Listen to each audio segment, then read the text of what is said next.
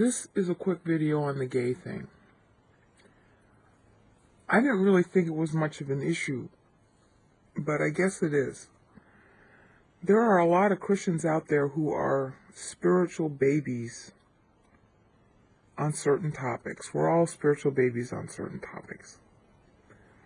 We're spiritual babies on topics where grace is bigger than we want it to be. And so where that happens, we are going to say things that are flatly the reverse of the Bible. One of these things is the claim that gays can't go to heaven. Show me where that is in the Bible. There was capital punishment in the Old Testament for committing an act of sodomy. You can be gay and not commit sodomy. So you're not going to hell because you're gay. And even then, it wasn't that you went to hell, it was that you had capital punishment for sodomy. There was also capital punishment for adultery, fornication, and working on Saturday. You got capital punishment if you worked on Saturday. That guy collecting wood was put to death. So there are a wide variety of capital punishments in the Bible's Old Testament, all done away with now. They're no longer part of civil law. Christ undid that with the adulteress caught in the act pronouncement. He who was without sin, let him cast the first stone. So all of that that category of sin was taken out of civil law at that point. Now, nations can have whatever laws that they have. So it's not to prohibit nations from having those laws. But the Bible does not put that in the civil law category. And it certainly never did put it in the spiritual law category. There is only one spiritual law.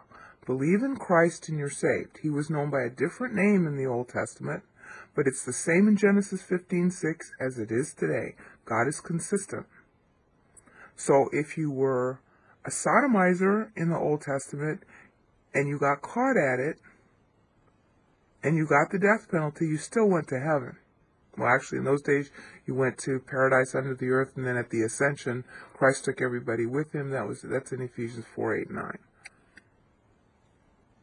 So let's stop lying against the Bible in order to serve our own pet upsets about other people's sins. Okay? A lot of people want to say, oh, if you commit suicide, you're going to hell. Show me where that is in the Bible. Most of us don't think that way. A whole lot of people will tell you you're going to go to hell if you get drunk. In other words, they take the sin that bothers them, that they think you're doing, and in order to get you to stop doing it, they threaten you with hell. Okay, but they're lying against the Bible at that point. So the sin that they're committing in order to condemn you for your sin is actually worse than whatever sin they name that you're committing. And really, we all ought to watch out what God says in Matthew 7:1-2. Do not judge yet, lest you be judged. Biggest of all, and this is why I'm making the video, if you're gay, just believe in Christ, you're saved. Okay? You got your version of sins, I got my version. And you know what? He paid for all of us. And guess what? No matter what kind of sin it is, there's no way either you or I can stop it. Until A, we believe in Christ, that makes us a new spiritual person, and B, we start using 1 John 1:9 when we sin, and we learn and live on Bible. Because there's no way to stop sin otherwise. If there was a way to stop it, there wouldn't have been a cross in the first place.